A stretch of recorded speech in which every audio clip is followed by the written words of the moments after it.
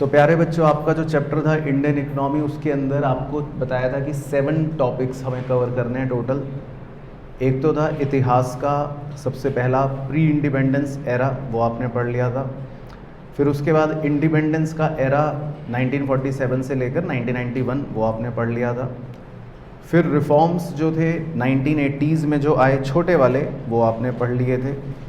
और उसके बाद जो बड़े मेजर रिफॉर्म्स आए 1991 के अंदर, उनकी शुरुआत तक आपने पढ़ लिया था। मतलब जो 1991 के एलपीजी के रिफॉर्म्स थे, और वो रीजंस उनके लिख लिए थे कि क्यों आए।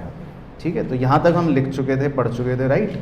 तो आज हमें उन्हीं रिफॉर्म्स को मतलब डिटेल में पढ़ना है। तो 1991 में जो रिफॉर्म्स आए, उसमें बेसिकली हमें 5 तरह के रिफॉर्म्स के बारे में स्टडी करनी है। तो वो मतलब आज हमारा पहला टारगेट रहेगा। तो हम ऐसे हेडिंग डाल लेते हैं ए से। तो टोटल 5 तरह के रिफॉर्म्स हैं बेसिकली जो हमें पढ़ने हैं 1991 रिफॉर्म्स में। ठीक है, तो ए का नाम लिखते हैं। सबसे पहला है जी फिस्कल रिफॉर्म्स। ठीक है, fiscal reforms.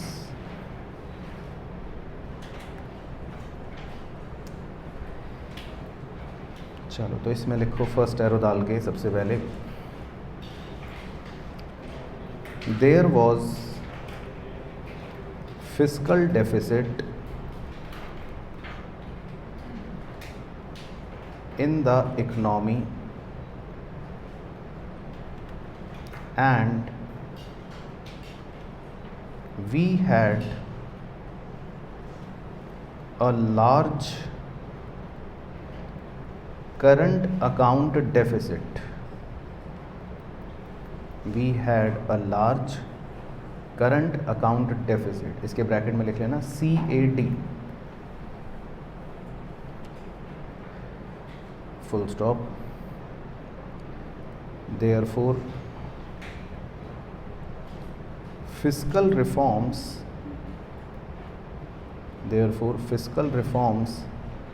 were needed. Therefore fiscal reforms were needed.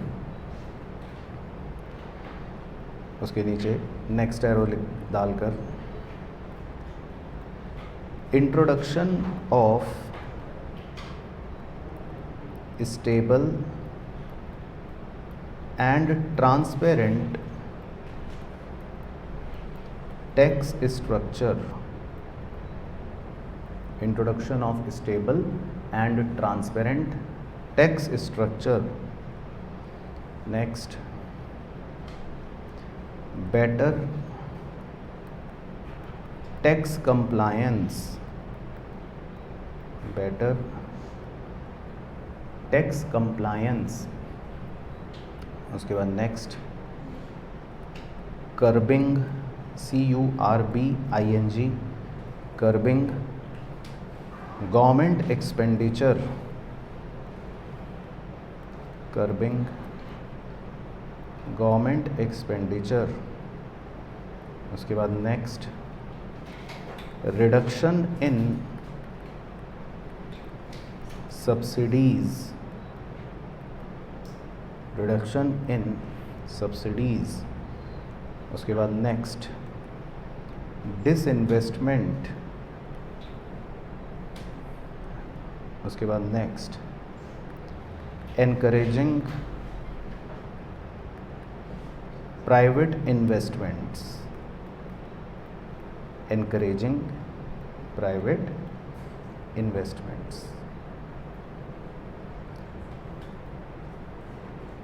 उसके बाद बस एक स्टार पॉइंट लिखना है। तो पहले आप लिख लो, फिर समझाता हूँ। स्टार डाल के लिखना है, government entered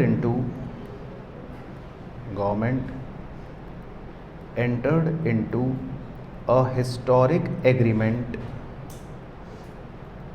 Government entered into a historic agreement with RBI in September 1994 to bring down to bring down fiscal deficit in phased manner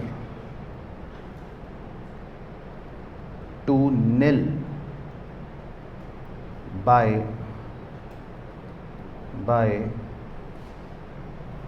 1997-98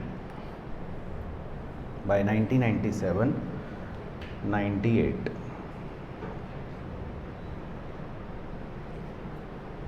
चलो ठीक है, तो पहले आप लिख लो, फिर समझाता हूँ कि क्या है कहानी।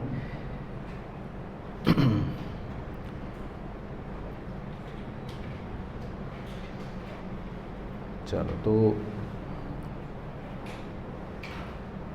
अब आपको ये तो याद ही होगा कि हमारे देश में फिस्कल डेफिसिट था, याद है? फिस्कल डेफिसिट का मतलब क्या?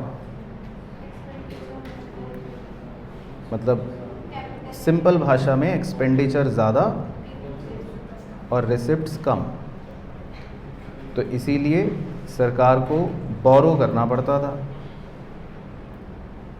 तो मोटा मोटा डेफिसिट का मतलब क्या होता है कि खर्चा ज़्यादा और रिसिप्ट कम। तो इसलिए सरकार को क्या करना पड़ता था? बोरो करना पड़ता था। तो अब सरकार को सबसे पहले ये सोचना था कि हमें कुछ भी करके अपना ये डेफिसिट जो है या फिस्कल डेफिसिट जो है, अच्छा एक और डेफिसिट होता है, वो भी टर्म सिखा देता हूँ, वो होता है करंट अकाउंट डेफिसिट। एक डेफिसिट और होता है, उसको बोलते हैं current account deficit. Famous term है ये, CAD, करंट अकाउंट डेफिसिट। तो ये भी मतलब एक बेसिक डेफिसिट ही है। इसका भी मतलब ये होता है कि जो रेगुलर नेचर के एक्सपेंडिचर्स हैं वो ज़्यादा हैं और रेगुलर नेचर की रिसिप्ट्स कम है ना। तो ये भी मतलब करंट अकाउंट डेफिसिट जो कहते हैं वो भी डेफिसिट ही है, सिंपल, खर्चा ज़्यादा रिसिप्ट कम। तो मतलब पॉइंट ये कि अब सरकार को सोचना था कि अब हम क्या करें, खर्चा ज़्यादा है, रिसिप्ट कम है, तो अब हम क्या करें। तो इसीलिए फिस्कल रिफॉर्म्स की ज़रूरत थी। तो ये छोटे छोटे पॉइंट्स जो दे रखे हैं ये फिस्कल रिफॉर्म्स हैं बेसिकली। तो सरकार ने सोचा सबसे पहले तो कि हमें टैक्स स्ट्रक्चर को ट्रांसपेरेंट करना है। मतलब लोग टैक्स की चोरी करते हैं, टैक्स जमा नहीं करते, सरकार को नुकसान होता है। तो जितना हो सके टैक्स स्ट्रक्चर को ट्रांसपेरेंट बनाया जाए, पारदर्शिता बनी रहे, ताकि लोग चोरी कम करें। अब लोग चोरी कम कब करेंगे? जब टैक्स जमा करने का जो प्रोसीजर है वो बेहतर होगा, सिंपल होगा। तो पहले पुराने ज़माने में, आपको मैं बता देता हूँ, पुराने ज़माने में एक फॉर्म आता था, उसको फिज़िकली भरना पड़ता था। बहुत बड़ा फॉर्म होता था, वो भर के सबमिट करने जाना पड़ता था ऑफिस। तो लोग सोचते थे ये झमेला कौन पालेगा, कौन फॉर्म भरे, समझ नहीं आएगा, कौन डिटेल भरेगा, कौन जमा करने जाएगा धूप में। तो लोग सोचते थे छोड़ो। लेकिन अब सब कुछ ऑनलाइन हो जाता है, तो इसीलिए बड़ा आसान हो गया कंप्लायंस। तो सरकार ने सोचा कि टैक्स कंप्लायंसेस जो हैं, मतलब प्रोसीजर्स जो हैं, उन्हें आसान कर देंगे। तो समझ आ गए पहले 2 पॉइंट्स। बाकी तो बिल्कुल बेसिक बच्चों वाली बातें हैं। सरकार ने सोचा कि अपना खर्चा कम करना है। कर्बिंग का मतलब होता है कम करना, ठीक है। तो ये तो एक लॉजिकल बात है ना कि भाई अगर डेफिसिट है तो सरकार क्या करेगी? खर्चा कम करेगी, सब्सिडी कम देगी, है ना। तो सब्सिडी भी कम कर दी। अब पैसों का जुगाड़ करने के लिए क्या करना पड़ेगा? कभी कभी जैसे ऐसा सोचो कि किसी आदमी के पास पैसों की कमी है, तो वो अपना क्या बेचेगा? गाड़ी बेच देगा, अपनी घड़ी बेच देगा, अपने जूते बेच देगा। तो इसका मतलब सरकार ने भी क्या करा? अपने पैसों की भरपाई करने के लिए पब्लिक सेक्टर अंडरटेकिंग्स जितनी भी थी या काफ़ी सारी थी, उनको क्या कर दिया? बेच दिया, यानी कि डिसइन्वेस्टमेंट कर दी, ताकि पैसों का जुगाड़ हो जाए। तो ये भी सरकार ने करा, डिसइन्वेस्टमेंट। और क्या प्रोत्साहित करा, क्या इनकरेज करा? Private investments. मुकेश अंबानी जी को कहा कि अंबानी जी पैसा लगाओ देश में, करो इन्वेस्ट, टाटा जी करिए इन्वेस्ट करिए, पैसा लाइए देश के अंदर। तो बेसिकली प्राइवेट इन्वेस्टमेंट्स को एनकरेज करा। तो ये सारे पॉइंट्स अगर आप ऑब्जर्व करोगे तो कहीं ना कहीं ये सारे पॉइंट्स सरकार के डेफिसिट को कम करने में ही मदद करेंगे। तो क्लियर हो गया जी। तो कुछ में खर्चे कम करने की बात हो रही है और कुछ में इनकम को बढ़ाने की बात हो रही है। तो ये सारे ही पॉइंट्स मतलब सरकार के डेफिसिट को क्या करेंगे, कम करेंगे। तो क्लियर हो गए सारे पॉइंट्स।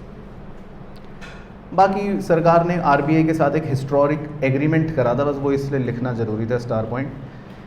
तो उन्होंने आरबीआई को ये बोला 1994 में कि आरबीआई जी आप अगले 4 साल में धीरे धीरे करके हमारे फिस्कल डेफिसिट को निल कर देना।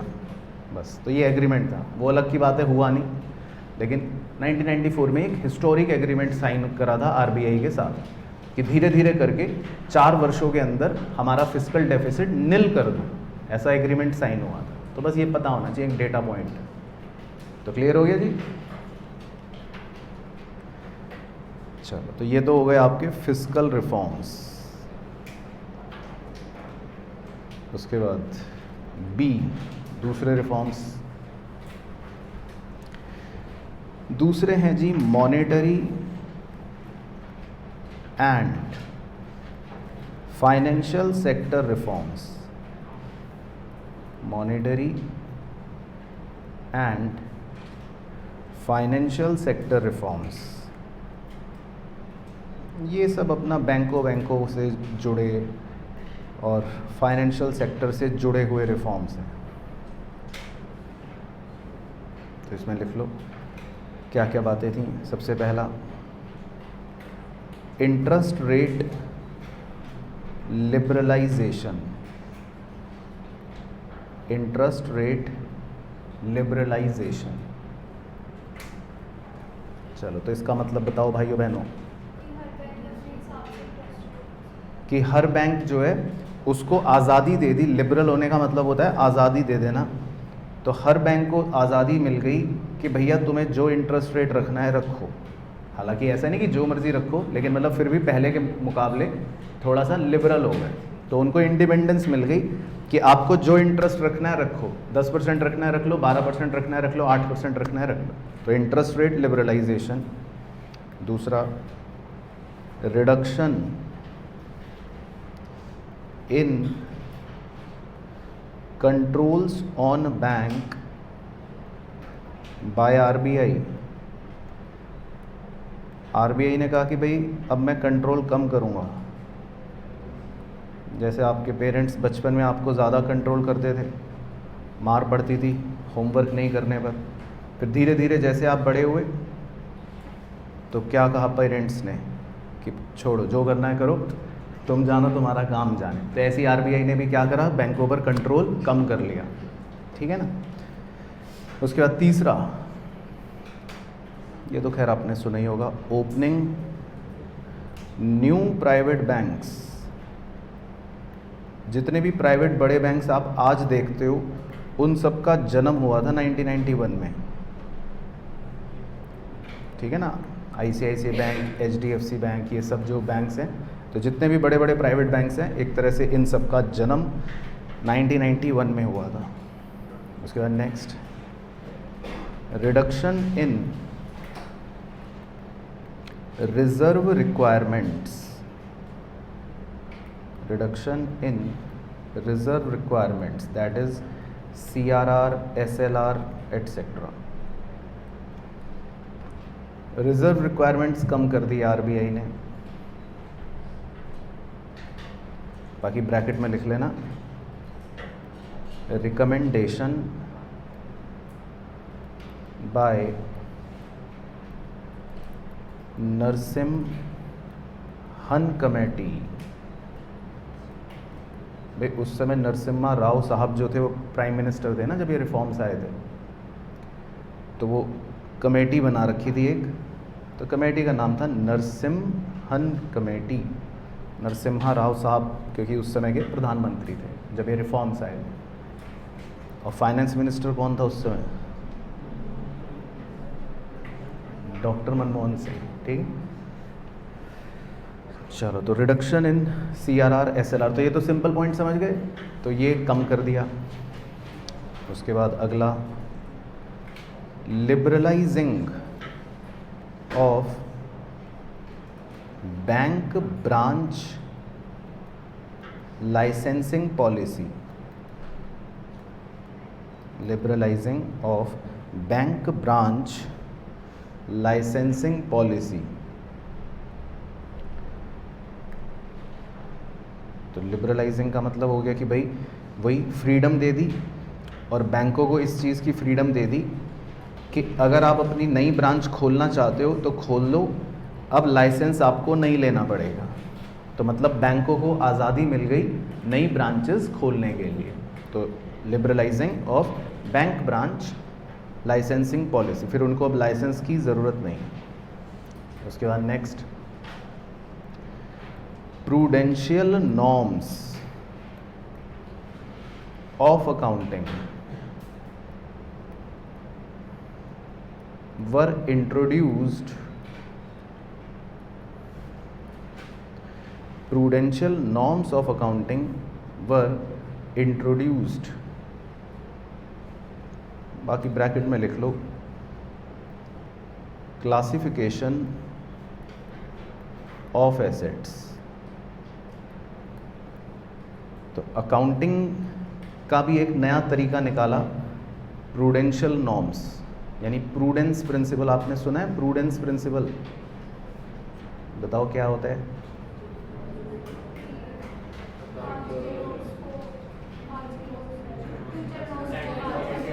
एंटीसिपेटेड लॉसेस को रिकॉर्ड कर लो और प्रॉफिट्स को नहीं करना है। कंजर्वेटिज्म जिसको बोलते हैं प्रिंसिपल, वो प्रूडेंस प्रिंसिपल भी कह सकते हो आप। तो खैर उससे हमें मतलब नहीं है कि क्या है प्रिंसिपल अभी फ़िलहाल, लेकिन उसमें अकाउंटिंग का एक नया तरीका इंट्रोड्यूस करा। बैंकों को ये बोला गया कि आपको अपने एसेट्स को क्लासीफाई करना है। तो उसके बाद से एसेट्स क्लासीफाई होने शुरू हो गए। अब मैं इसकी डिटेल इसलिए नहीं बता रहा क्योंकि आपके कोर्स में नहीं है, लेकिन ऐसी बस थोड़ा सा बता रहा हूँ। तो बैंकों को अब ये बताना पड़ता है कि भाई हमने 6 महीने से ज़्यादा के लिए पैसा किसको दे रखा है और 6 महीने से कम के लिए पैसा किसको दे रखा है, ताकि यूज़र को पता लग जाए कि भाई कहाँ खतरा है कहाँ खतरा नहीं है। मतलब इस तरह की बातें थी, बहुत सारी बातें थी, तो वो तो आपके अकाउंटिंग में है नहीं, छोड़ो। लेकिन ये भी मतलब एक अकाउंटिंग का भी नॉर्म चेंज किया गया था। तो ये भी एक रिफॉर्म आया था बैंकों के लिए कि भाई आपको अब अपने एसेट्स को क्लासीफाई करना है, ठीक है ना। तो ये थे बेसिकली रिफॉर्म्स। तो क्लियर हो गए वाले रिफॉर्म्स? तो सिंपल है भाई, फाइनेंशियल सेक्टर रिफॉर्म के सारे पॉइंट ओके। तो इंटरेस्ट रेट की आज़ादी दे दी, बैंकों पर से कंट्रोल कम कर लिया, नए बैंक्स खुलने लगे, रिडक्शन कर दी रिजर्व रिक्वायरमेंट में, ब्रांच खोलने के लिए लाइसेंस लेने पे भी छूट मिल गई, और नई अकाउंटिंग के नॉर्म्स लगा दी। तो बस ये हो गया फाइनेंशियल सेक्टर रिफॉर्म्स। उसके बाद सी, ये तो बहुत छोटा, इसमें तो एक ही पॉइंट है, capital market reforms. Capital market reforms. तो 1990s का दौर शुरू होते ही स्टॉक मार्केट उस समय पीक पर बूम कर रहा था। मतलब लेट 90s के दौरान 1985 के बाद से स्टॉक मार्केट एक नया मतलब चीज़ उभर के आ रही थी, तो फिर उसके लिए भी रिफॉर्म ज़रूरी थे। तो उसमें तो बस एक ही मेन काम हुआ, बताओ क्या? सेबी। हाँ, एक बॉडी बना दी, तो बस एक ही चीज़ लिखनी है, the securities and exchange board of India.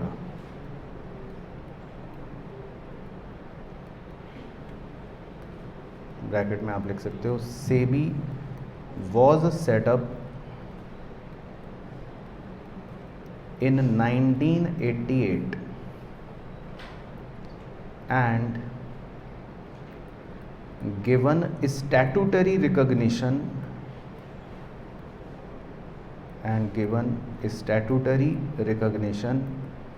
in 1992 Harshad भाई के बाद। तो बस कैपिटल मार्केट में तो एक ही बड़ा कार्य हुआ।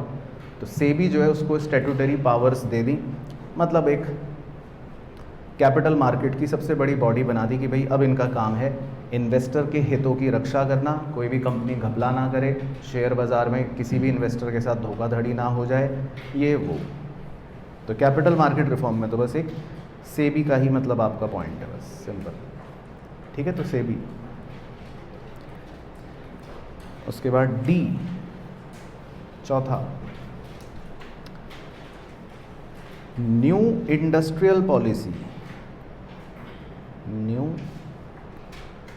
इंडस्ट्रियल पॉलिसी, इंडस्ट्रीज़ के अंदर भी कुछ चेंजेस किए गए।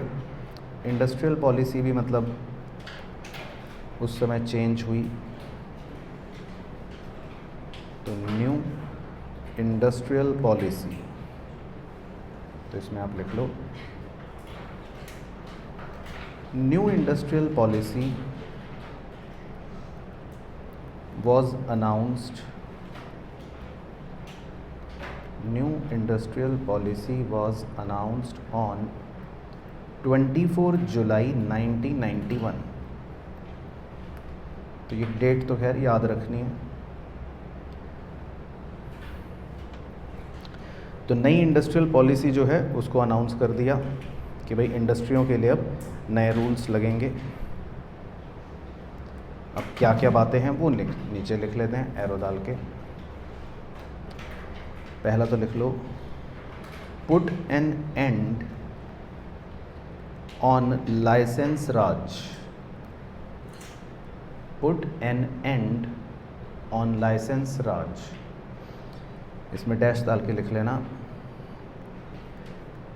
Removing licence for all industries except for 18 industries। 18 इंडस्ट्रियों को छोड़कर बाकी सब पर से लाइसेंस की आवश्यकता हटा दी। सिर्फ 18 इंडस्ट्रियों पर थी, बाकी सबसे लाइसेंसिंग हटा दी। और फुल स्टॉप आगे लिखना, सब्सीक्वेंटली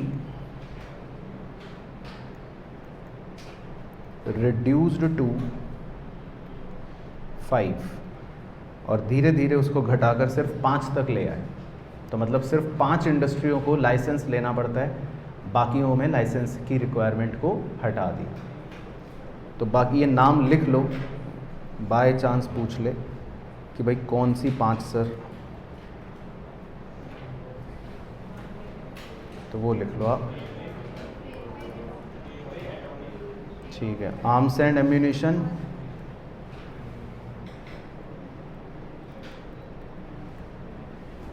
दूसरा एटॉमिक सब्सटेंसेस, तीसरा नारकोटिक ड्रग्स, या ब्रैकेट में लिख सकते हो मतलब केमिकल्स। चौथा आपका फेवरेट अल्कोहलिक ड्रिंक्स।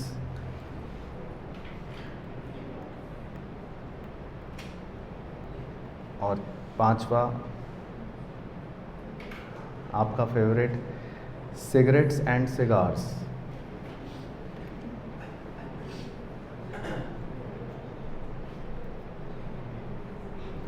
ठीक है, बच्चे रेलवेज कर रहे थे पीछे। भैया रेलगाड़ी अपनी चलाने के लिए लाइसेंस नहीं लेना, वो तो अलाउ ही नहीं है। रेलगाड़ी की इंडस्ट्री थोड़ी ना लगा लोगे कि मैं अपनी पटरी चलाऊंगा घर से ट्यूशन में अपनी रेलगाड़ी में आऊँगा। तो रेलगाड़ी नहीं है वो, कुछ और है रेलगाड़ी। उसके लिए थोड़ी ना कि आपने लाइसेंस लिया और अपनी रेलगाड़ी मिल गई आपको चलाने के लिए। रेलवेज वो कुछ और में आएगा। तो ये बेसिकली जो है ये मतलब धीरे धीरे उस पॉलिसी में, हमें तो उस टाइम के रिफॉर्म्स की बात लिखनी है, तो उस पॉलिसी के रिफॉर्म में लाइसेंस राज को ख़त्म कर दिया था। तो लाइसेंसेस जो थे वो सिर्फ लिमिटेड इंडस्ट्रियों के लिए ही छोड़ दिए थे, बाकियों के लिए फ्री हो गया था कि भाई लाइसेंस मत लो। उसके बाद next,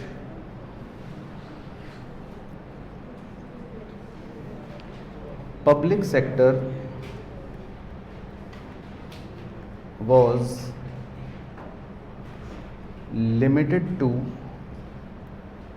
8 sectors only। Public sector को सिर्फ 8 सेक्टरों में ही छोड़ दिया था, फुल स्टॉप। सब्सीक्वेंटली ओनली 2, और धीरे धीरे सिर्फ दो सेक्टर में ही पब्लिक सेक्टर इन्वॉल्व रहेगी। बाकियों में तो आज आप देख सकते हो प्राइवेट सेक्टर का भी बोलबाला है, लेकिन सिर्फ आज 2 ही ऐसे सेक्टर्स हैं जिसमें पब्लिक सेक्टर इन्वॉल्व है। तो इसमें कौन सा है? रेलवेज और एटॉमिक एनर्जी।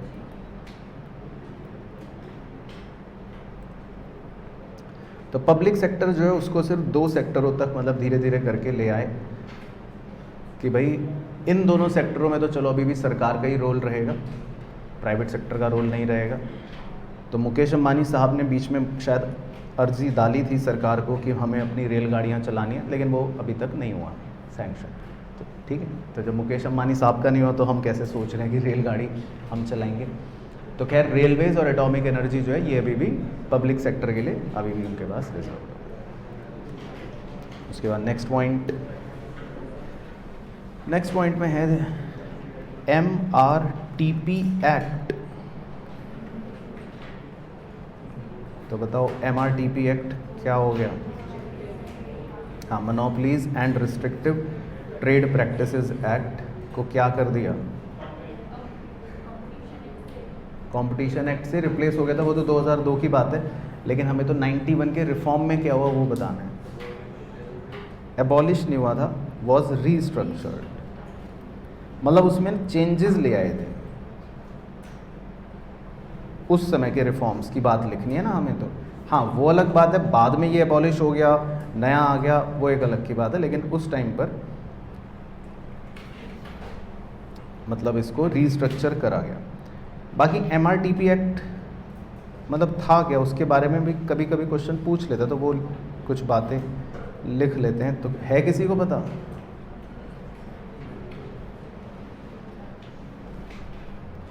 तो लिखो।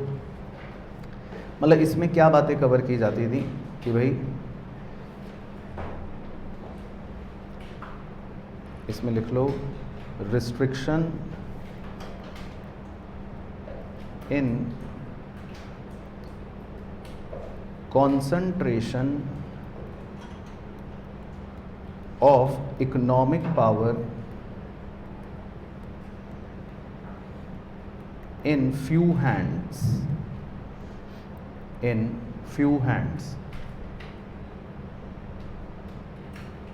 दूसरा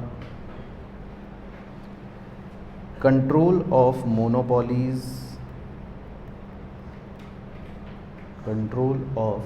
monopolies, तीसरा प्रोहिबिट रिस्ट्रिक्टिव ट्रेड प्रैक्टिसेस,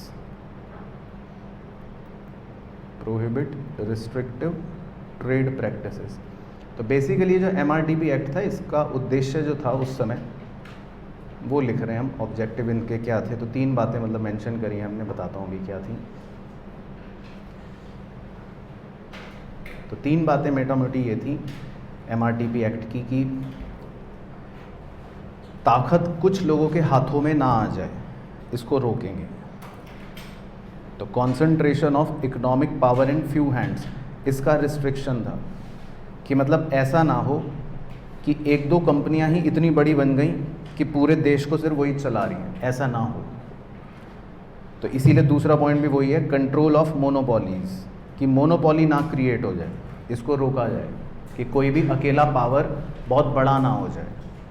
और यही तीसरा भी है, prohibit restrictive trade practices. Restrictive trade practices किसको कहते हैं?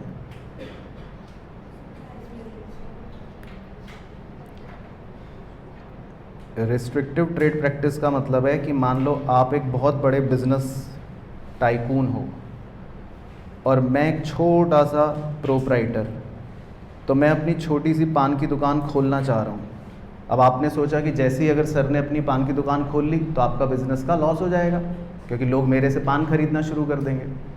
तो आप मेरे ट्रेड को रोकना चाह रहे हो, आपने 4 गुंडे भेज दिए मेरे यहाँ कि भाई इनको रोको। तो आप इसका मतलब कैसी ट्रेड प्रैक्टिस कर रहे हो? रिस्ट्रिक्टिव, आप मुझे रोकना चाहते हो। तो इस चीज़ को प्रोहिबिट करने के लिए MRTP एक्ट बना। तो अगर आप ऐसा करोगे, मेरी दुकान पे 4 गुंडे भेजोगे, तो मैं MRTP को चिट्ठी लिख के कह दूंगा कि ये परेशान कर रहे हैं मुझे, तो फिर आपके खिलाफ एक्शन होगा। तो समझ गए, रिस्ट्रिक्टिव ट्रेड प्रैक्टिस। तो भाई ओके हो गया। तो फनी एग्जाम्पल है, मतलब ज़्यादा दिल पे मत लगाना। अच्छा, तो मतलब MRTP एक्ट जो था बेसिकली उसका मेन पर्पज़ ये था कि किसी भी को इतनी पावर ना मिल जाए कि वो अकेला बहुत बड़ा हो जाए, बस ये मतलब था। तो MRTP एक्ट था, तो उसको रिस्ट्रक्चर करा गया। अच्छा, और क्या था रिफॉर्म में? अगला point, many goods produced by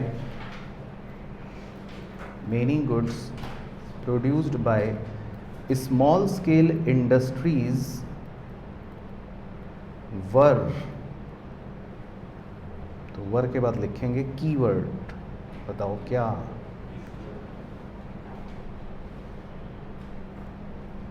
बताओ।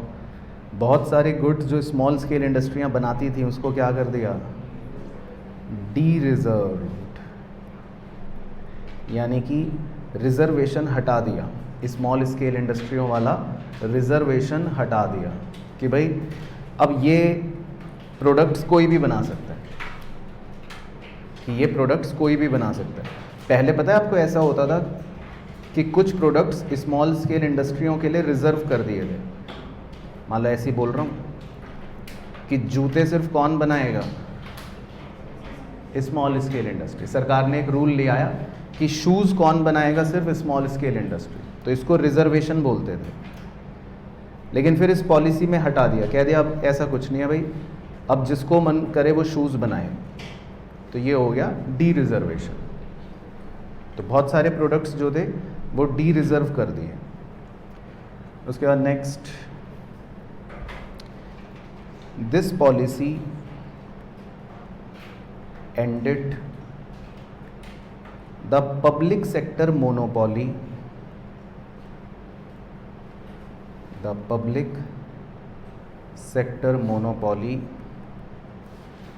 in many sectors। बहुत सारे सेक्टर्स में पब्लिक सेक्टर का बोलबाला जो था वो ख़त्म हो गया, क्योंकि पब्लिक सेक्टर तो बेचारा पिट गया ना, फिर तो प्राइवेट सेक्टर आ गया। तो इस पॉलिसी से बहुत सारे पब्लिक सेक्टर की जहाँ जहाँ मोनोपॉली थी बहुत सारे सेक्टरों में वो ख़त्म हो गई। तो ये तो सिंपल पॉइंट। उसके बाद next, foreign investments was also liberalised. Foreign investments was also liberalised, bracket में लिख लो, concept of automatic approval,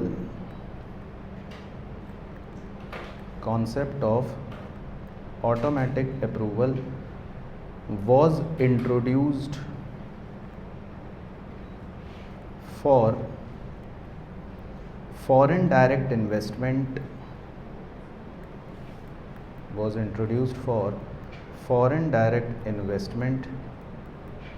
up to 51%, up to 51%। तो विदेशी निवेश जो हैं उनको भी लिबरलाइज कर दिया, मतलब उसमें भी बहुत सारी छूट दे दी कि भाई ठीक है, जिसको करना है फॉरेन इन्वेस्टर को इन्वेस्ट अगर करना है तो कर लो, नो टेंशन। ऑटोमेटिक अप्रूवल कर दिया, सरकार से पूछने की भी ज़रूरत नहीं। 51% तक तो मज़े से कर सकते हो। धीरे धीरे ये लिमिट भी हालांकि अभी इंक्रीज़ हो गई है। तो फॉरेन इन्वेस्टमेंट्स को भी क्या कर दिया? लिबरलाइज कर दिया। तो समझ गए पॉइंट सारे। उसके बाद अगला और क्या कर दिया? External trade was also liberalised.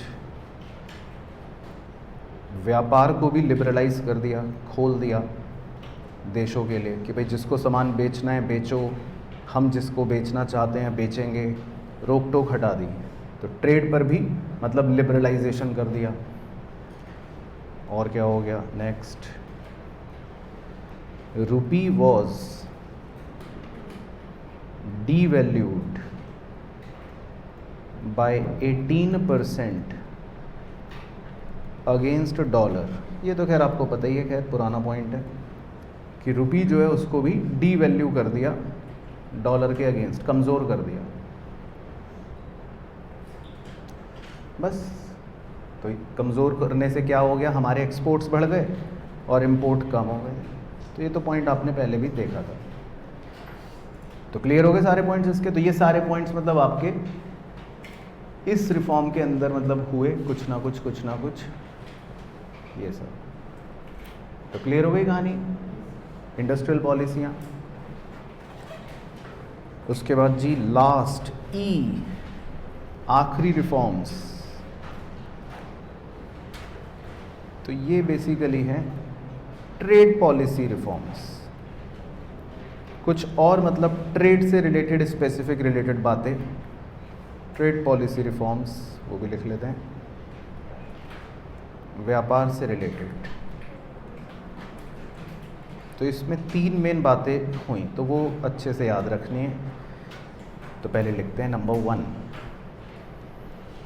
Number 1 तो है डिसमेंटलिंग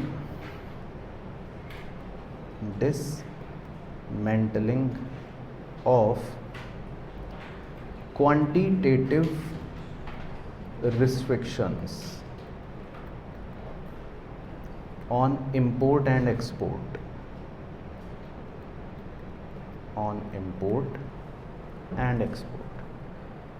तो डिसमेंटलिंग का मतलब ख़त्म कर देना, तबाह कर देना। और क्या ख़त्म कर देना, क्या तबाह कर देना, क्वांटिटेटिव रिस्ट्रिक्शंस को, यानी कि जो पहले क्वांटिटी को लेकर रिस्ट्रिक्शंस थे, जो लिमिट्स थी, है ना। क्वांटिटेटिव रिस्ट्रिक्शन का मतलब हो गया लिमिट्स, तो उनको ख़त्म कर दिया, लिमिट्स हटा दी। तो समझ गए, डिसमेंटलिंग ऑफ क्वांटिटेटिव रिस्ट्रिक्शंस। दूसरा, focus on outward oriented regime.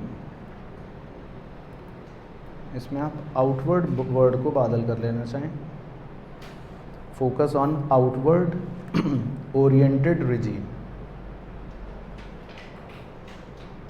तो इसका मतलब था बेसिकली कि भाई आपको याद है पहले एक टाइम पे हमारी पॉलिसी होती थी इनवर्ड लुकिंग ट्रेड पॉलिसी। तो उसमें क्या सिखाया था इनवर्ड लुकिंग ट्रेड पॉलिसी में, कि आपको अंदर देखना है, मतलब देश के अंदर देखना है, बाहर से सामान नहीं खरीदना, है ना। यही था ना इनवर्ड लुकिंग ट्रेड पॉलिसी, कि बाहर से सामान नहीं खरीदना। अब इनवर्ड को उल्टा कर दोगे तो क्या बन गया, आउटवर्ड। तो अब धीरे धीरे हमारा मतलब ट्रेड पॉलिसी जो था वो फोकस करने लगा आउटवर्ड ओरिएंटेड रिजीम में, कि भाई बाहर से भी ट्रेड कर सकते हो, खरीदना है खरीद सकते हो, बेचना है बेच सकते हो। तो ये मतलब हो गया, तो समझ गए, आउटवर्ड बाहर देख सकते हैं। और तीसरा, removal of licensing procedures for imports. ये तो खैर नाम से ही क्लियर है, इंपोर्ट्स पर बहुत सारे जो पहले लाइसेंसिंग प्रोसीजर्स लगते थे पहले पुराने ज़माने में, वो हटा दिए भाई। अब नहीं लगेगा लाइसेंसिंग प्रोसीजर, अब आप इंपोर्ट कर सकते हो, कोई टेंशन नहीं है। तो 3 मेन बातें बेसिकली इसके अंदर रहीं। बाकी एक डेटा पॉइंट लिखना है तो वो स्टार डाल के लिख लेते हैं कि भाई कुछ स्टैटिस्टिकल डेटा है तो उसमें आप लिख लो,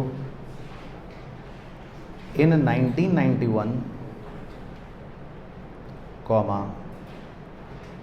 the Indian government,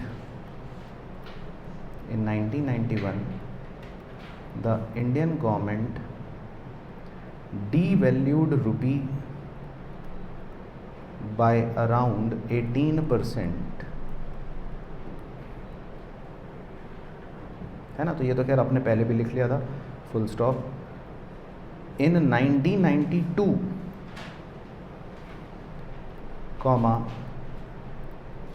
the government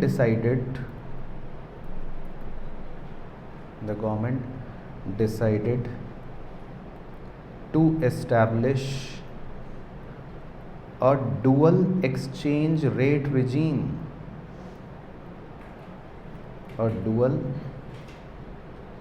exchange rate regime.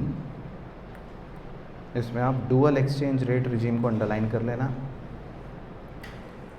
तो डुअल एक्सचेंज रेट रिजीम का मतलब बताओ आप.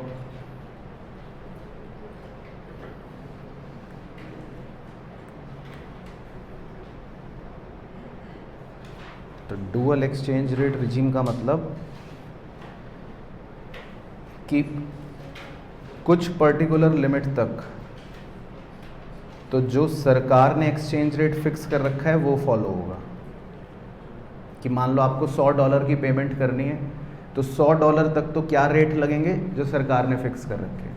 लेकिन अगर $100 के ऊपर जितना मर्जी आपको पे करना है तो उस पर फिर कौन सा रेट लगेगा, फ्लक्चुएटिंग एक्सचेंज रेट. तो मतलब आपने पढ़ा होगा ना, दो तरह के एक्सचेंज रेट सिस्टम थे, है ना. तो basically dual exchange rate regime का मतलब है कि दोनों ही लगेंगे, दोनों रेट सिस्टम फॉलो हो रहे हैं कि कुछ लिमिट तक फिक्स्ड एक्सचेंज रेट लगेगा और उसके बाद फ्लोटिंग एक्सचेंज रेट लगेगा. तो हालांकि एक ही साल चला तो इसीलिए हम डेटा पॉइंट लिख रहे हैं और फिर उसके आगे लिखना है इन 1993. फिर सरकार को लगा कि भाई ये क्या बेकार बात है. तो इन 1993 या 1993 ऑनवर्ड्स कॉमा इंडिया एडॉप्टेड, क्या एडॉप्ट कर लिया, मैनेज्ड फ्लोटिंग रिजीम या managed floating exchange rate regime. तो ये आपने पढ़ी रखा है कि भाई फ़िलहाल अगर आप बात करो तो अभी हम कौन सा एक्सचेंज रेट रिजीम फॉलो करते हैं, मैनेज्ड फ्लोटिंग. मैनेज फ्लोटिंग याद है सबको, जिसमें रेट वैसे तो डिमांड सप्लाई से निकलता है लेकिन आरबीआई थोड़ा सा इंटरफेरेंस कर लेता है. तो 1993 ऑनवर्ड्स फिर मैनेज फ्लोटिंग स्कीम आ गई. तो क्लियर हो गया डेटा पॉइंट. तो 1991 में रुपी डीवैल्यू हुआ, 1992 में dual exchange rate regime follow करा 1 साल के लिए, फिर 1993 के बाद से manage floating rate system follow होने. तो ओके हो गया जी. चलो तो लंबी गहरी सांस लेते हैं. तो ये 5 ABCDE जो पॉइंट्स लिखे आपने क्या थे, जो 1991 में रिफॉर्म्स आए बेसिकली उनके 5 मतलब बातें थी. Fiscal reform, monetary reform, capital market reform, industrial reforms और trade policy reforms.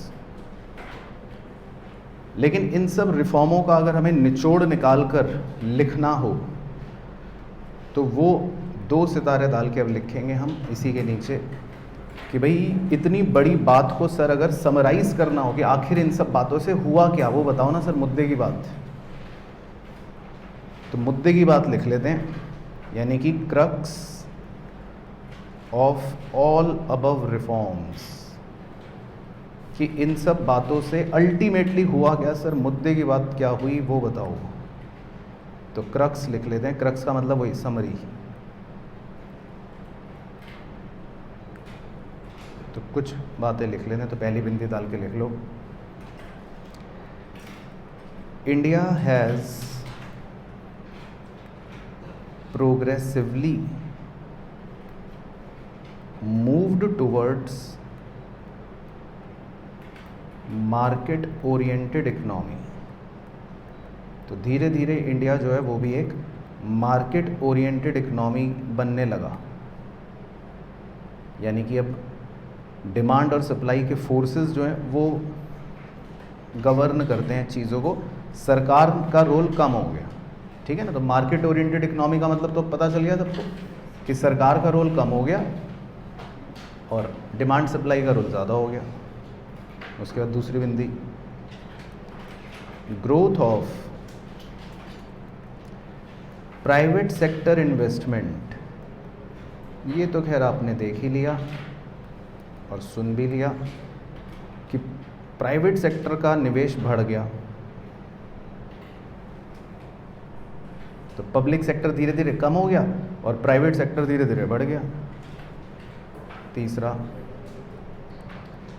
Ease of trade, trade करना बड़ा आसान हो गया।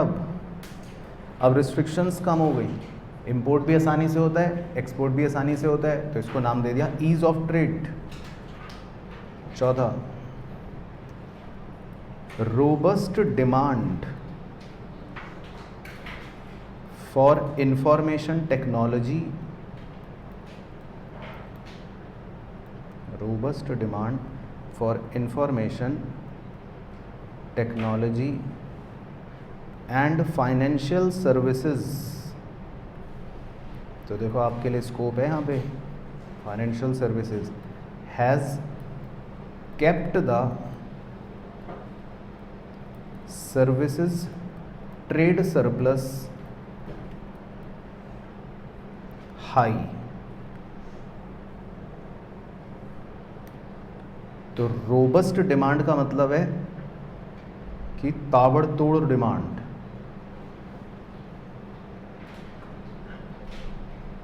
ठीक है। किस चीज़ की ताबड़तोड़ डिमांड है? इंफॉर्मेशन टेक्नोलॉजी की, आईटी की, तो वो तो आपके स्कोप से बाहर हो गया। एंड फाइनेंशियल सर्विसेज, तो यहाँ पर आप घुस सकते हो। फाइनेंशियल सर्विसेज का मतलब हो गया भाई बैंकिंग भी हो गया, इन्वेस्टमेंट बैंकिंग भी हो गया, कंसल्टेंसी भी हो गया, कुछ भी। जहाँ पे फाइनेंस वर्ड आ गया तो फाइनेंस वर्ड आते ही चार्टर्ड अकाउंटेंट आ गया, तो जैसे ही फाइनेंस वर्ड आ गया तो सीए आ गया।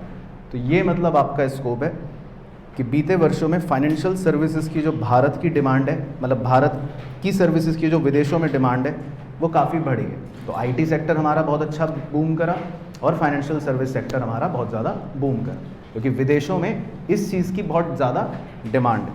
तो इसीलिए आगे लिखा है, तो इसीलिए आगे देखो क्या लिखा है कि हमारा ट्रेड सरप्लस और ट्रेड सर्विसेज का जो ट्रेड सरप्लस है वो क्या रहा? हाई रहा। तो सरप्लस हाई होने का मतलब है, ऐसे लिखने के लिए लिख रहा हूँ कि मतलब जो हमारे रिसिप्ट्स हैं वो बहुत ज़्यादा रहे, जो हमारे मतलब आउटफ्लोज हैं उसके कंपैरिजन में। तो इनफ्लोज बहुत ज़्यादा रहे और आउटफ्लोज कम रहे। तो सर्विसेज के अंदर हमारे देश ने मतलब अच्छा परफॉर्म करा है, मुद्दे की बात ये हो गई सर्विस सेक्टर के अंदर। तो समझ आ गया वाला पॉइंट? अच्छा, उसके बाद अगला, पॉवर्टी बताओ क्या हुई है? हैज़ रिड्यूस्ड सब्सटेंशियली, पॉवर्टी कम हो गई। तो ये तो एक जनरल पॉइंट है। तो रिफॉर्म्स के बाद से धीरे धीरे पॉवर्टी और कम हो गई। अगला, रिफॉर्म्स लेड टू इंक्रीज्ड, बताओ क्या बढ़ गया? हाँ मतलब वो तो बढ़ ही गया, खैर कंपटीशन। तो कंपटीशन भी बढ़ गया रिफॉर्म्स के बाद से, क्योंकि नए नए फर्म्स आ गए, प्राइवेट सेक्टर आ गया अब हर जगह, तो कंपटीशन बढ़ गया। इसके बाद अगला,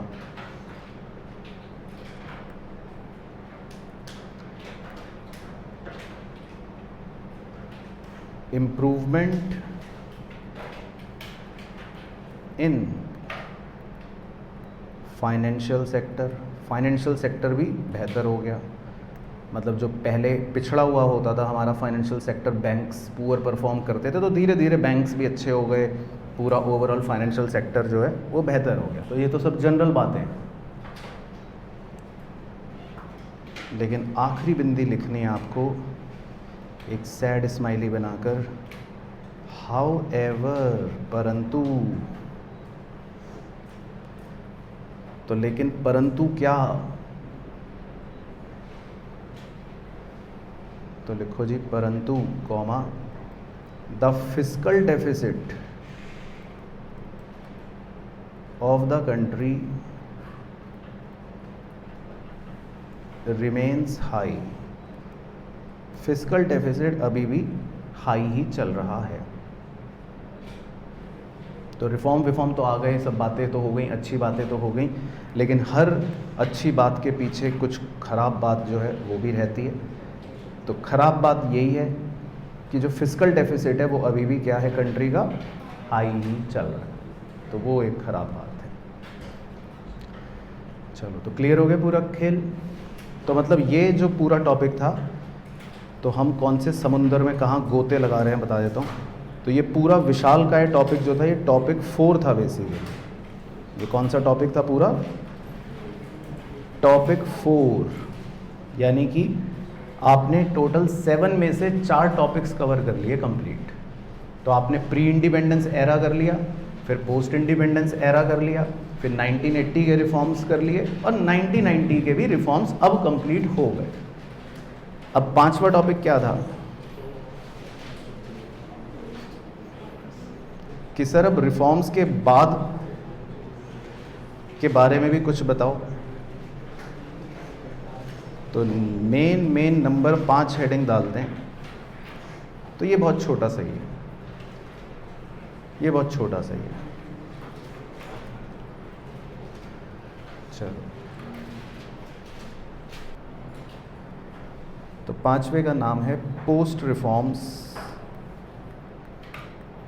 यानी कि रिफॉर्म्स के बाद।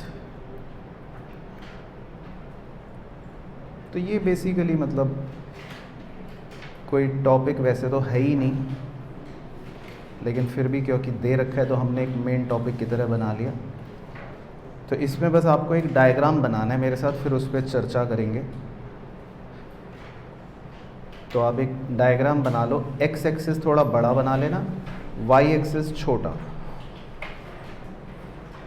तो एक्स एक्सिस बड़ा, वाई एक्सिस छोटा।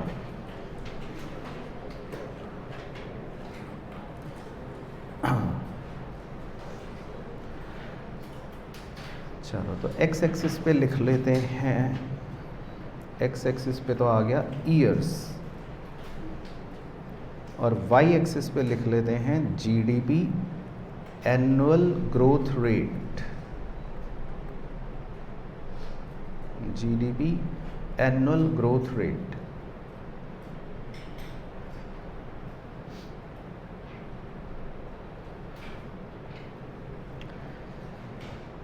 चलो, तो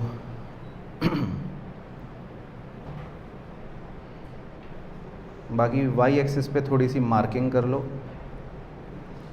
-2, -4, -6, -8, और पॉजिटिव की तरफ भी कर लो 2, 4, 6 और 8। ठीक है ना? तो वाई एक्सिस में जीडीपी एनुअल ग्रोथ रेट, यानी कि जीडीपी हर साल किस रफ्तार से बढ़ा।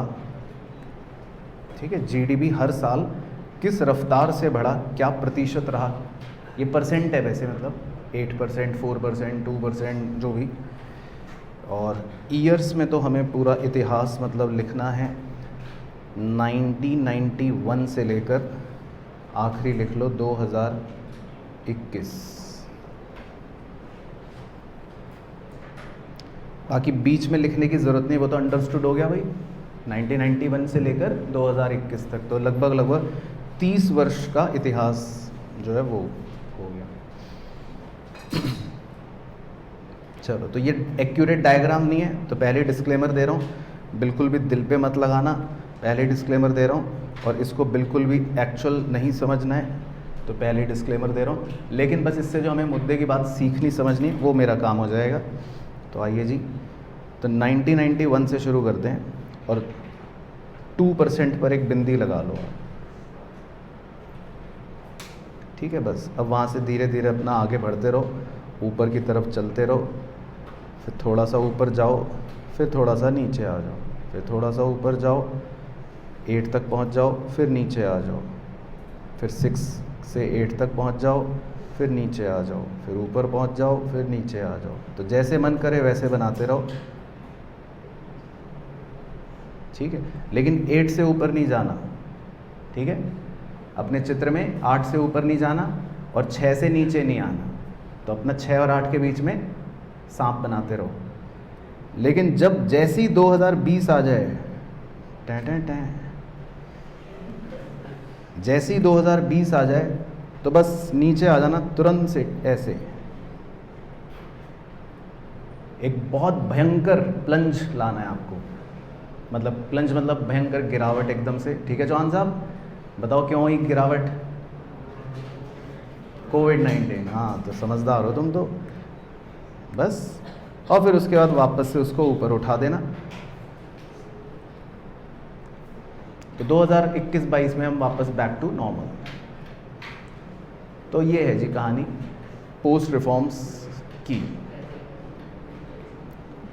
तो बेसिकली बस इसमें हमको कुछ नहीं दिखाना। पोस्ट रिफॉर्म्स का जो टॉपिक है उसमें ये है कि मतलब जो हमारा जीडीपी का एनुअल ग्रोथ रेट रहा, कहीं ना कहीं मतलब उस, अब आपको ईयर वाइज डेटा तो लर्न करना है की ज़रूरत नहीं है, अगर करना है तो वो कर लेना, किताब में दे रखा है हर ईयर कितना % रहा, लेकिन वो तो लॉजिकल नहीं है।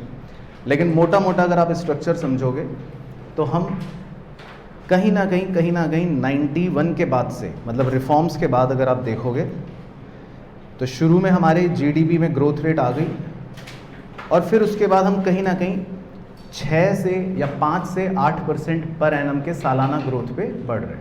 5 से 8 हर साल, कभी थोड़ा 6 हो गया, फिर 8 हो गया, 7 हो गया, 6 हो गया, 8 हो गया, 7 हो गया, 6 7 8 6 7 8 करते रहे। 2020 में आपको पता चल गया, वो लिख भी सकते हो फिगर, वो लगभग -6.5% था। वो मेंशन कर लो, कोविड के साल वाली, उस साल बस एक नेगेटिव ग्रोथ रेट था जीडीपी का, कोई कोविड-19 था ना, तो आपको पता है 2020 वर्ष में जीडीपी कम हो गया था एकदम। लेकिन फिर उसके बाद 2021 में बैक टू नॉर्मल, मतलब एकदम से अच्छा उछाल आया, 8.6% लिख सकते हो। तो ये थोड़ा रीसेंट ईयर्स में जो हुआ वो आपके लिए इम्पॉर्टेंट है। बाकी अभी करंट का भी आप देखोगे तो वही 6-7% 7.5% चल रहा है। तो रिफॉर्म्स के बाद बेसिकली जो जीडीपी है वो मतलब आपको इसमें बताया गया। तो क्लियर हो गया कि क्या है जीडीपी। तो बाकी ये एग्जैक्ट डायग्राम नहीं है कि कहीं पता चला कल को बच्चा नापने आ जाए कि मैं स्केल से नापता हूँ कि ये कितना आ रहा है, तो ये एग्जैक्ट नहीं है, सिर्फ रफ आइडिया है। चलो ठीक है ना, तो बस तो इस टॉपिक में तो इतना ही था, मतलब बेसिकली जो वो था। चलो तो बस आज जो मतलब हमें करना था अभी फ़िलहाल वो इतना ही करना था। तो क्लियर हो गए दोनों टॉपिक, रिफॉर्म और पोस्ट रिफॉर्म्स।